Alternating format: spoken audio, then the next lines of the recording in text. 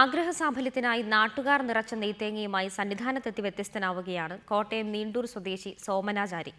കഴിഞ്ഞ വർഷം 207 നെയ്ത്തേങ്ങ ഇരുമുടിയിലേറ്റ് സന്നിധാനത്തെത്തിയ സോമനാചാരി ഇത്തവണ 307 നെയ്ത്തേങ്ങകളുമായാണ് 18ാം പടി ചവിട്ടിയത്.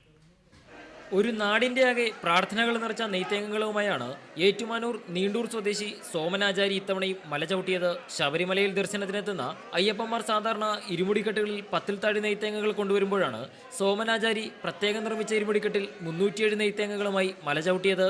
ഇത് 3ാം തവണയാണ് ഇത്രയധികം നെയ്ത്തേങ്ങകളുമായി സോമനാചാരി എത്തുന്നത്. ആദ്യ വർഷം 107 തേങ്ങയും 2ാം വർഷം 207 തേങ്ങയുമായിട്ടായിരുന്നു സോമനാചാരിയുടെ വരവ്. സർക്കാർ ചീഫ് വിപ്പ് PC ജോർജ് അടക്കമുള്ളവർ ചേർന്നാണ് സോമനാചാരിയെ ശബരിമലയ്ക്ക് യാത്രയച്ചത്.